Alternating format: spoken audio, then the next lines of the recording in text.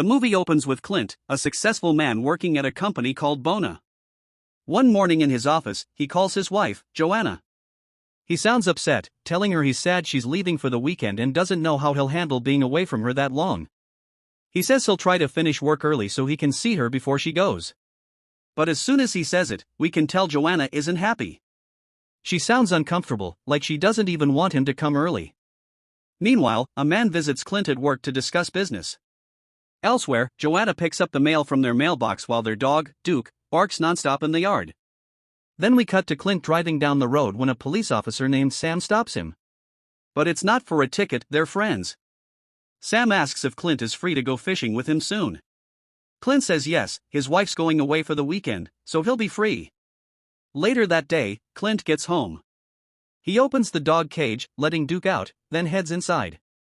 Joanna barely acknowledges him and says she got the mail and has to leave early for a doctor's appointment. Clint tells her someone came by his office today and offered him $1.5 million to buy his business. He turned it down. Joanna is shocked and says that's a huge amount, why didn't he take it? Clint explains that if he sells, they'll have nothing left to live on. Joanna, annoyed, snaps, then we'll just go back to New York. That hits a nerve. Clint reminds her he left New York and moved here to give them a better life.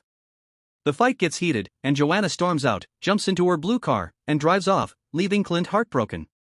Later, Clint goes fishing with Sam. They rent a small boat, fish, and talk about life. Clint opens up that things aren't great with Joanna. She still hasn't adjusted to their new life and keeps saying she wants to go back to the city. While he's out fishing, Joanna is busy with something much darker. She's with a doctor named Cortland who, surprise, she's been having an affair with. Cortland tells her about their future together, the fancy life, the clinic he'll put in her name, and all the luxuries. But there's one more thing. He shows her something he extracted from a type of fish he raises, a deadly toxin that can stop a person's heart completely. Together, they plot to kill Clint so they can sell his company and start their life with the money. Cortland convinces her to slip the poison into Clint's drink and make sure he consumes the whole thing. When Joanna gets home, she unpacks her bags, trying to find the small bottle of poison. But it leaks, the glass cracks, and some liquid spills onto the clothes. Panicking, she hides the bottle inside the laundry basket. A little later, Clint comes home, and she's preparing dinner for him.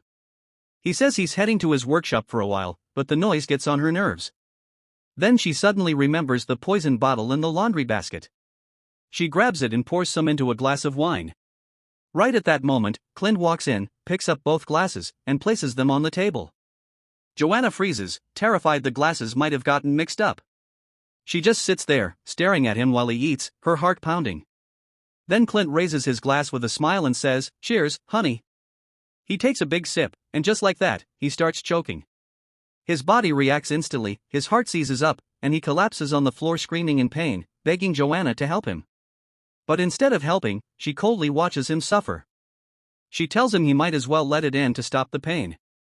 Then she calmly calls Cortland to tell him it's done. Not long after, Sam and Cortland arrive at the house. Sam is devastated when he sees Clint's body.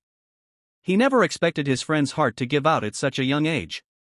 While they're there, the poison bottle is still lying on the floor, and Sam almost steps on it.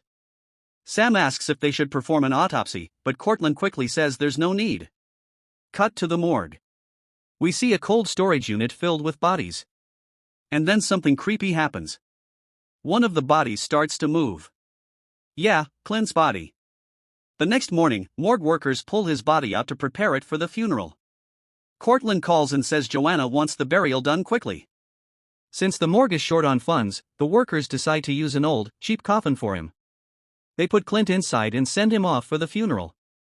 At the funeral, Duke won't stop barking, especially when Joanna goes to lay a flower on her husband's coffin. She acts heartbroken, crying for everyone to see, pure performance.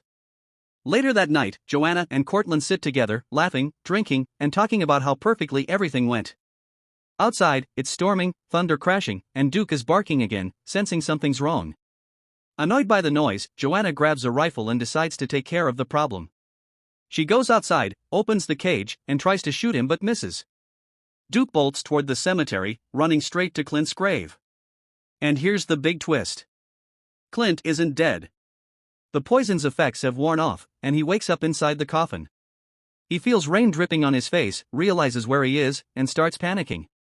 He uses every bit of strength to break out. Thankfully, it's an old, cheap coffin, so it doesn't take long before he breaks through and crawls out of the grave. Exhausted and barely able to stand, he looks around, and there's Duke, standing right beside him. Together, they head back toward the house. Clint is weak and struggling to walk, but he finally makes it home. From outside, he sees through the window Joanna in the arms of Cortland. In that moment, everything clicks. He knows exactly what happened. He waits patiently until Cortland leaves. Then, slowly and quietly, he enters the house. But the poison still hasn't fully worn off, and his body is weak. He stumbles and falls down the stairs. So he decides to hide in the basement until morning, planning what comes next. The next morning, Joanna meets with her lawyer. He's preparing all the documents related to Clint's business and accounts. She tells him she wants to sell the company for $1.5 million, the same offer Clint turned down, and she wants the deal done within 48 hours. Meanwhile, down in the basement, Clint finally wakes up again, weak but alive. He slowly climbs the stairs, step by step, until he reaches the kitchen.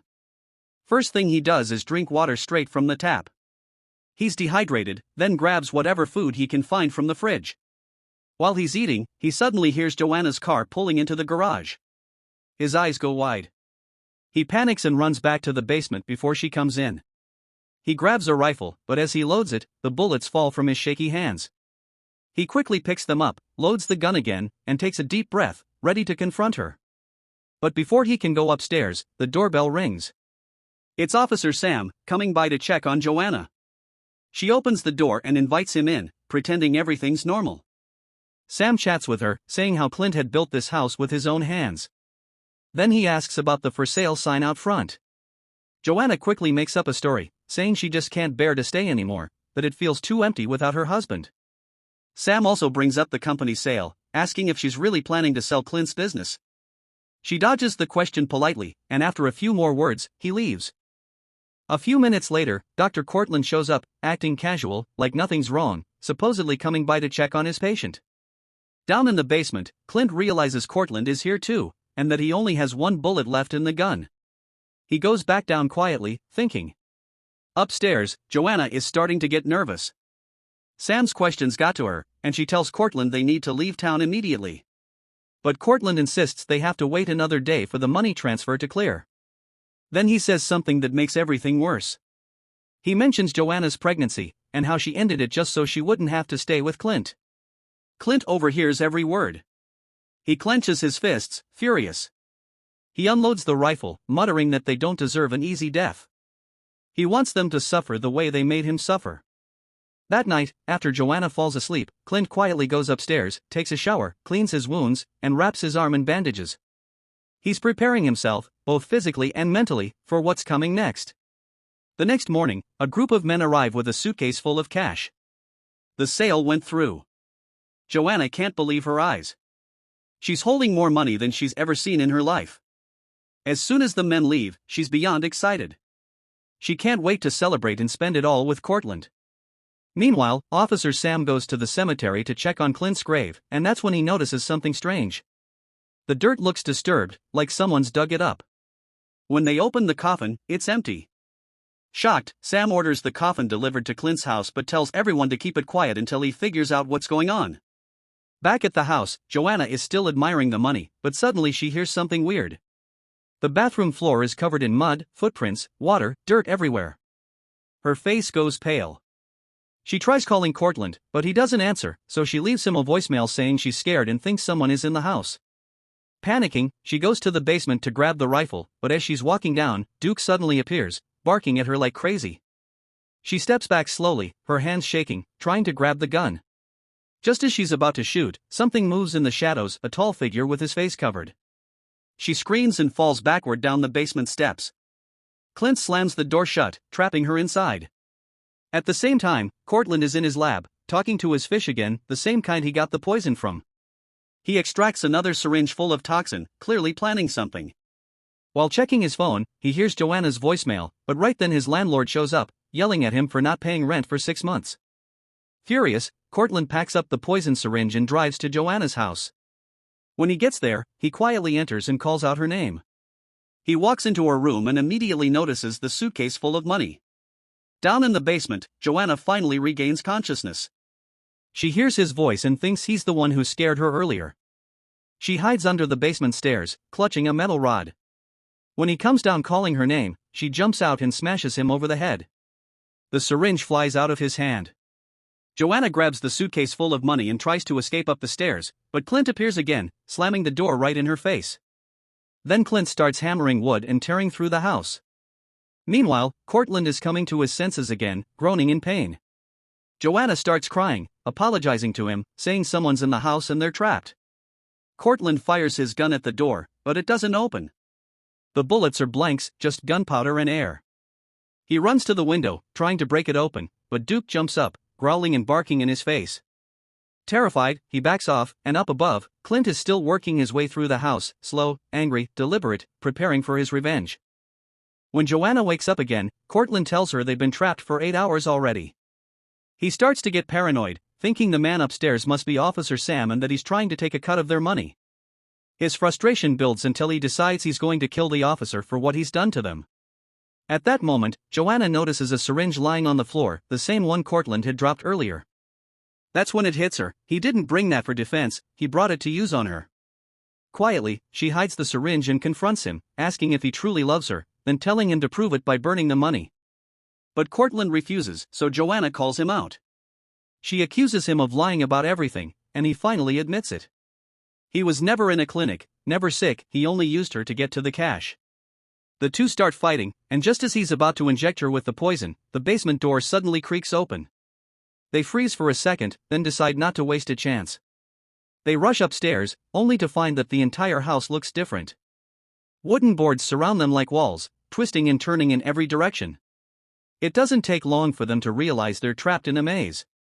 Meanwhile, Sam can't stop thinking about his friend's case. Something feels off. He opens the coffin again, takes a closer look, and realizes it's cracked from the inside. Back in Clint's house, Joanna and Cortland start arguing again about the crime they committed. Suddenly, a wooden wall appears between them, splitting them apart.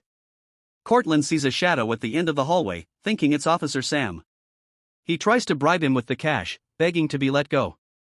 But when the figure steps closer, it's not Sam at all, it's Clint. Cortland panics, stumbles backward, and trips over the money bag, falling right onto the syringe. He accidentally injects himself with the poison. Within moments, he's gone. Joanna, terrified, finds herself stuck in a narrow wooden passage. She crawls through it until she reaches a dead end, a solid wooden wall. Clint seals her inside. From the other side, he reveals that he knows about the baby she lost. He asks coldly whether it was a boy or a girl, then throws in Cortland's dead body, along with the bag of cash. It turns out the room she's in is actually a massive wooden coffin. Clint nails it shut, pours gasoline all around, and sets it on fire. Then he loads the coffin onto his truck, grabs his loyal dog, and drives away. A little later, Sam arrives and manages to put out the fire, but the firefighters tell him something strange: there were no bodies found in the ashes. When Sam visits the cemetery again, he sees a man standing by Clint's grave, talking to it. When the man turns around, it's Clint himself. Sam is stunned, but Clint coldly tells him he doesn't know him and never wants to see him again. Then he walks away. As the movie ends, we find out the chilling twist. Clint is no longer alone inside his body. Joanna is still alive, trapped within him, along with Cortland's corpse and the stolen money. And that's how this dark, twisted story comes to a close.